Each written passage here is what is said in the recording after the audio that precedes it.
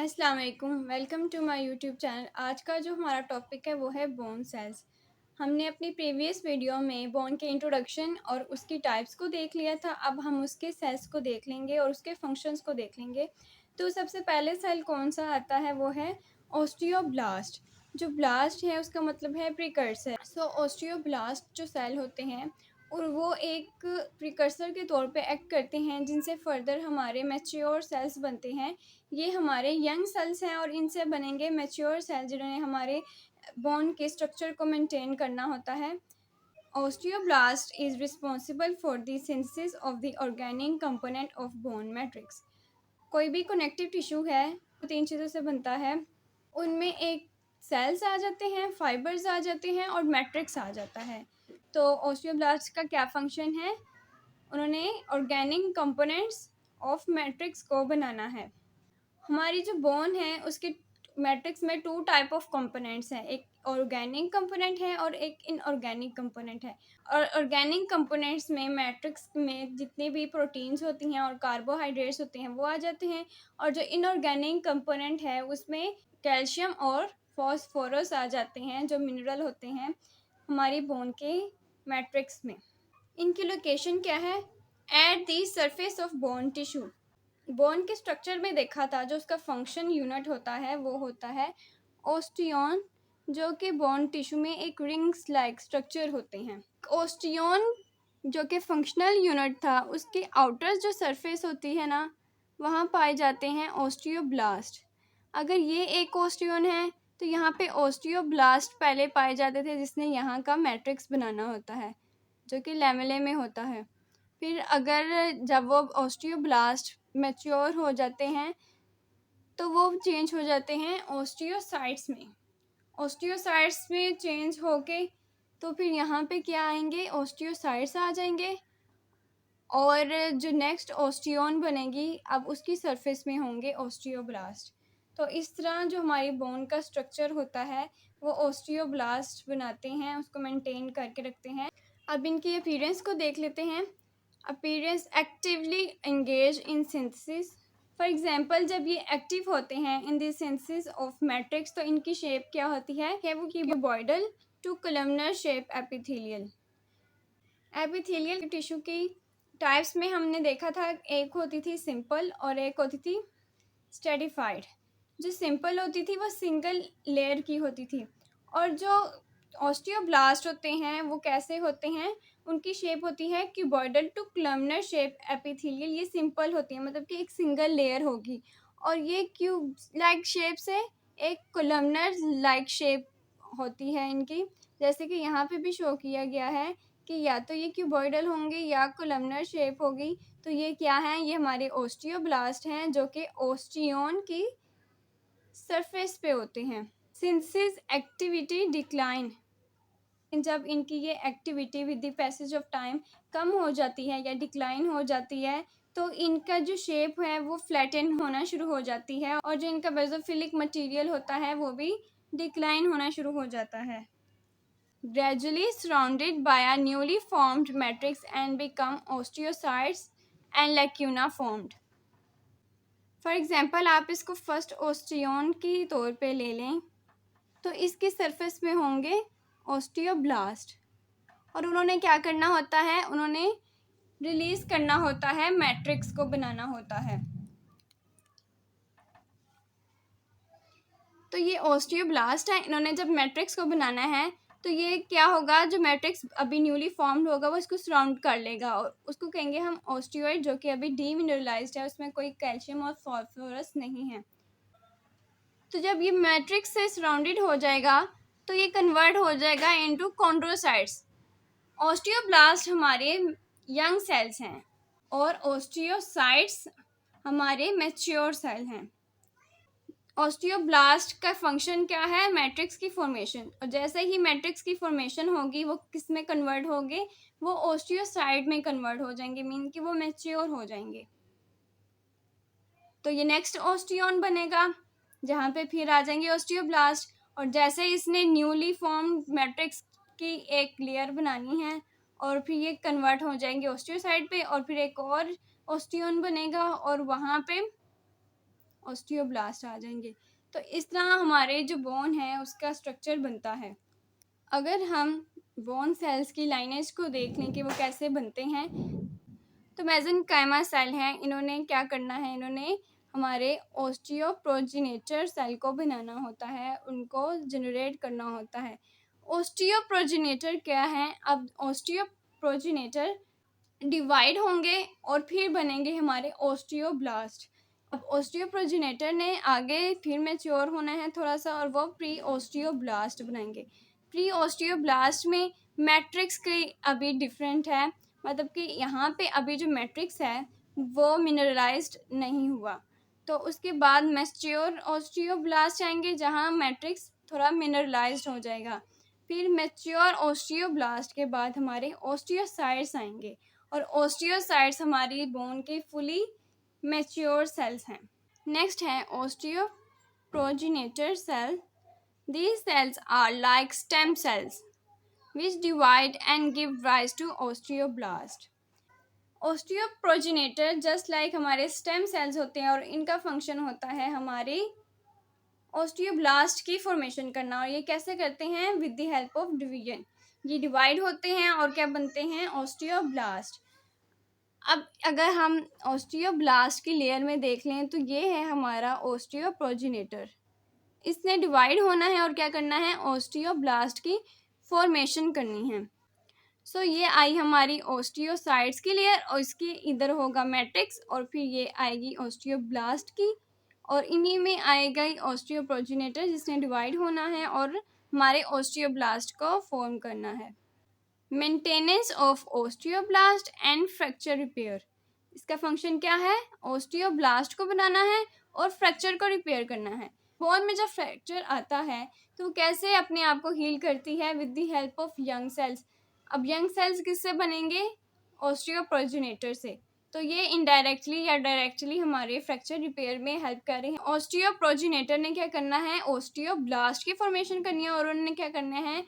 हमारे bone tissue में जो मैट्रिक्स होता है उसको बनाना है, और जो फाइबर सेल्स वगैरह होते हैं उसकी फॉर्मेशन करनी है, और उससे हमारी जो फ्रैक्चर्ड बोन है वो दोबारा से हील हो सकती है और रिपेयर हो सकती है।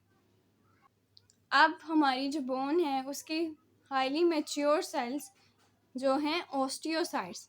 Osteocytes which derives from osteoblast cytoplasmic processes called canaliculi. अब ऑस्टियोसाइट्स हैं वो किससे डिराइव की गई हैं? ऑस्टियोब्लास्ट से। ऑस्टियोब्लास्ट यंग सेल हैं, उनका काम जब हो जाएगा तो वो किस चीज़ में कन्वर्ट हो जाएंगे? ऑस्टियोसाइट्स में, जो कि मैच्योर सेल्स हैं। और इसका स्ट्रक्चर कुछ ऐसा होता है, ये लार्ज सेल्स होते हैं जिनमें लार्ज न्यूक्लियस होता है, एंडोप्लाज्मिक रेटिकुलम होता है, माइटोकॉन्ड्रिया होता है, और इनकी जो प्रोजेक्शंस होती हैं ना कि साइटोप्लाज्म से निकल रही होती हैं लाइक दिस, उसको हम कहते हैं कैनिल्यूक्लाई।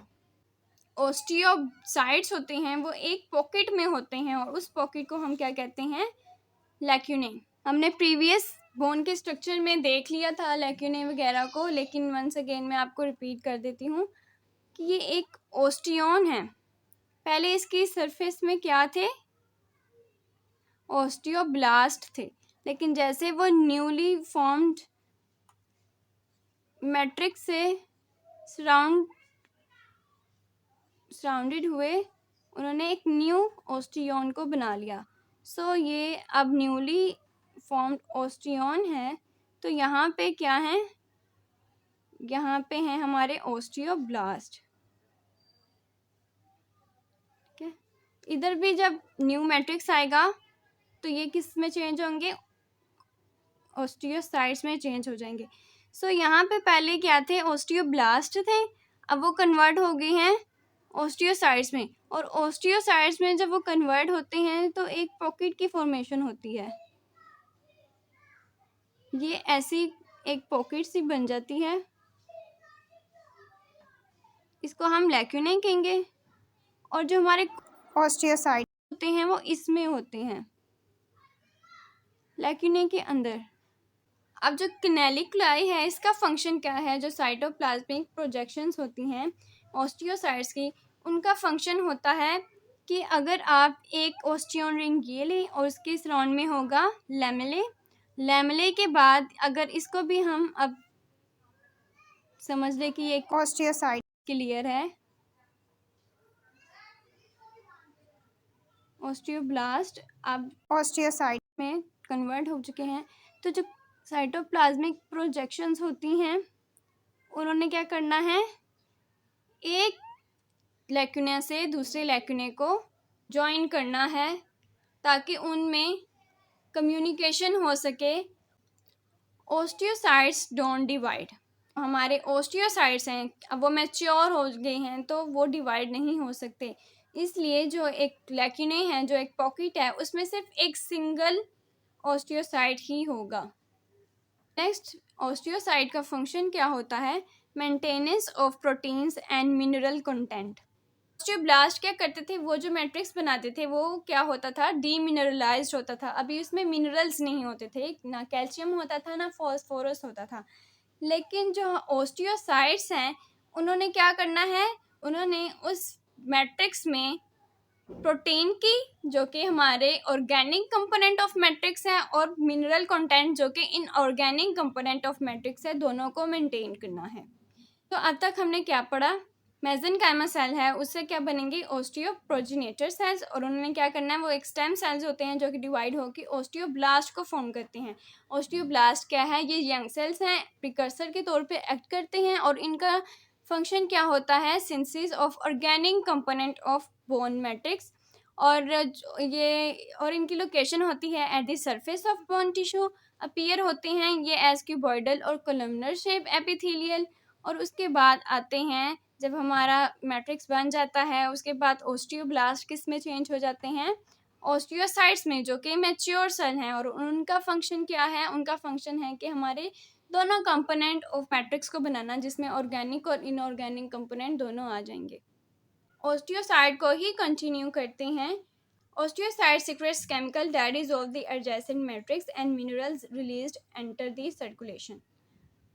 तो अब हमारे ओस्टियोसाइट्स का सेकंड फंक्शन यहाँ पे आ जाता है, और वो क्या है कि ये हमारे ओस्टियोसाइट्स की रिंग है ना, एक पॉकेट जिसमें मतलब लैक्यूने हैं, उनके सराउंड हार्डर मैट्रिक्स जिनमें अब उन्होंने मिनरल्स की डेपोजिशन कर दी थी, उसको ये डिसॉल्व करते हैं। डिसॉल्व करने से क्या होगा कि जो उसमें मिनरल्स होंगे वो रिलीज हो जाएंगे, कहाँ पे, इनटू ब्लड सर्कुलेशन। और फिर क्या होगा, osteocytes then rebuild the matrix stimulating the deposition of new matrix. अब ये दोबारा से मिनरल रिलीज करके मैट्रिक्स को हार्डन करेंगे, उसकी दोबारा से डेपोजिशन होगी इनटू द मैट्रिक्स। हमने पढ़ा था कि जो बोन है वो क्या है, एक लिविंग टिश्यू है जो कि कॉन्स्टेंटली रिमॉडलिंग होती रहती है, जिसकी अब रिमॉडलिंग क्या थी कि वहाँ पे कंस्ट्रक्शन भी चलती रहती है और ब्रेकिंग भी चलती रहती है।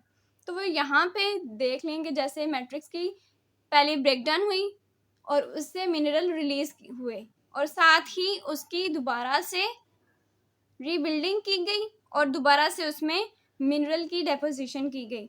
तो इसलिए वहाँ पे कॉन्स्टेंटली रिमॉडलिंग होती रहती है ताकि ब्लड में मिनरल्स की जो कंसंट्रेशन है उसकी मेंटेनेंस की जाए। और एक और इसका जो फंक्शन है, repair of bone release from lacunae.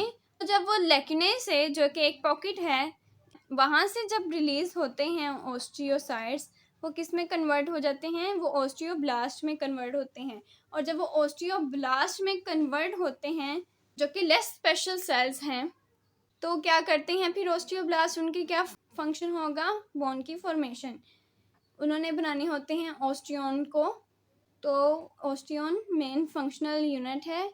तो इस तरह हमारी बोन की रिपेयरिंग होती है। ओस्टियोक्लास्ट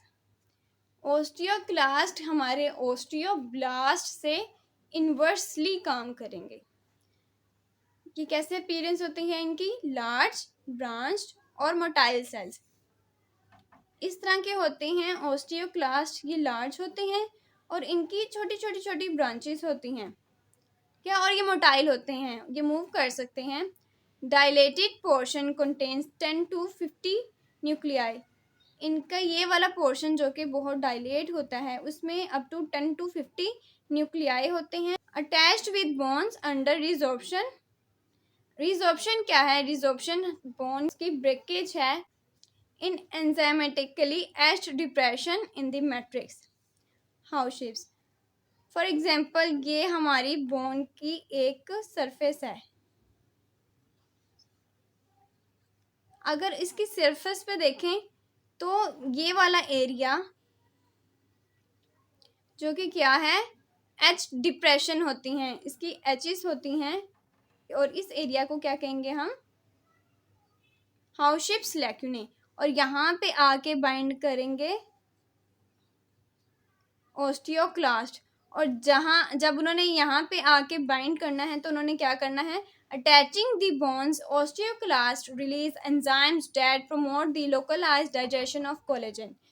कोलेजन क्या था? एक प्रोटीन फाइबर्स।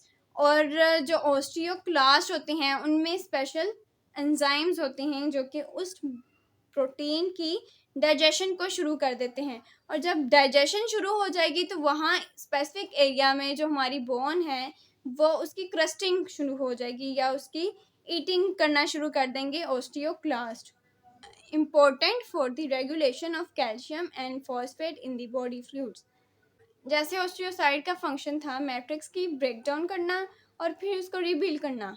क्या होता था? इससे जो मैट्रिक्स में कैल्शियम और फॉस्फोरस था वो आ जाते थे हमारे ब्लड में और आके वहाँ पे ब्लड की जो सर्कुलेशन में हमारे मिनरल की जो कॉन्सेंट्रेशन होती है उसको मेंटेन करते थे।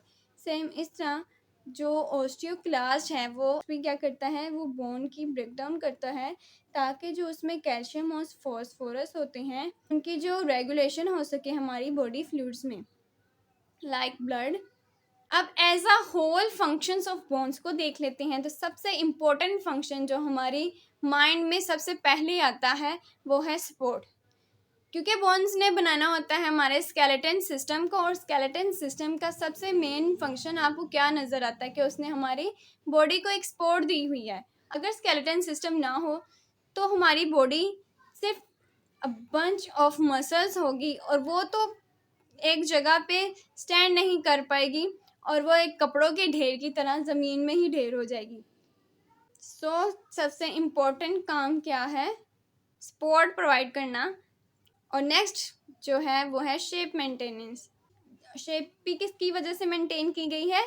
Because of our bones. हमारे फेशियल बोन्स जो होती हैं उन्होंने हमारे फेस की शेप को मेंटेन किया हुआ है। नेक्स्ट है स्टोरेज ऑफ मिनरल्स।